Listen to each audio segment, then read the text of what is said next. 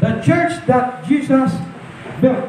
Mga minamahal, sabi sa Mateo, verse 18, at ako, sasabihin ko sa iyo, na ikaw si Pedro, sa ibabaw nitong bato, itatayo ko, mga Englishya.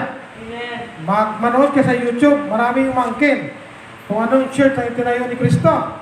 Pero, tingnan natin ang Bible kung ano yung karakteristik, katanggihan. Kung ano bang tamang church na itinayo ng Panginoon. At anong klaseng church ang naka-align sa New Testament Church. Pag hindi naka-align ang isang denomination sa New Testament Church, that church is apostate. That church is imitation church. Kaya, ang Biblia lang ang makapagpatunay if the Baptist Church is the church of Jesus built.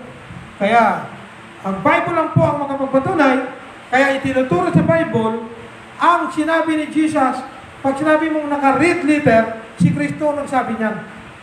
Hindi po si Apostol Matthew. Ang sumulat po ay si Matthew, ang tax collector, na bago po siya naging apostol, ang trabaho niya ay tagapagpaningil ng buwis.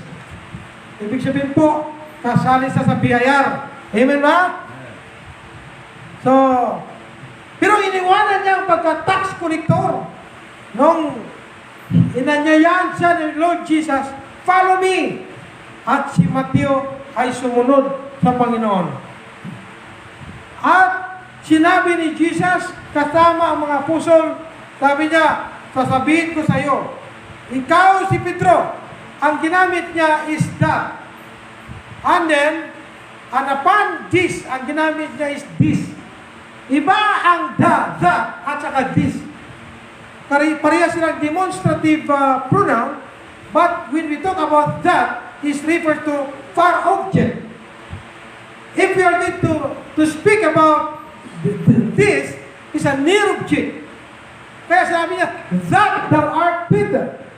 Ibig sabihin, Jesus is speaking to Peter, malayo sa kanya, ikaw si Pedro. And upon this rock is refers to himself.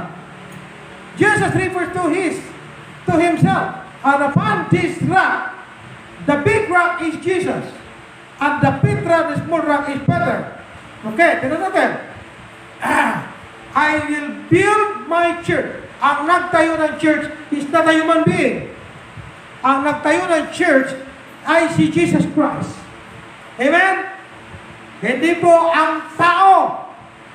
Ang the true church na itinayo ni Kristo ay ang church niya. And I will build my church. Ginamit niya yung will. Ang will means He's willing to build. Future. He's willing. Willing siya. Pag sinabi mo, I shall. Iba ang I shall return kaysa I will. Kaya ginamit ni MacArthur, Douglas MacArthur, I shall return.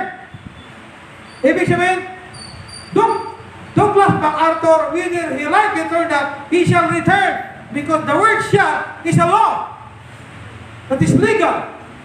He was commanded under the command of the President of the United States of America. Kaya, if I will alive, I shall return. Kasi ilan ang kalaban niya? Ang dami. Hindi lamang ang Pilipinas ang kanyang dipinsahan. Ang buong Europe, nalaban sila. Sino pa lumaban doon sa Europe? Diba sila din? Kalaban si Hitler. Pagkatapos sa Asia, ay grabe. Ang gira. Buong mundo. Second World War.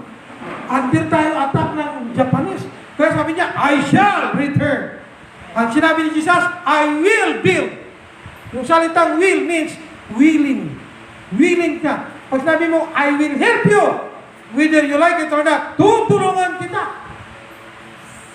Pero pag sinabi mong shall, ay wala kang magawa under the law. Kaya mo siya hindi, tumulong ka. Example, sa mga teacher, kaya mo siya hindi, pumasok ka. I shall report. Why?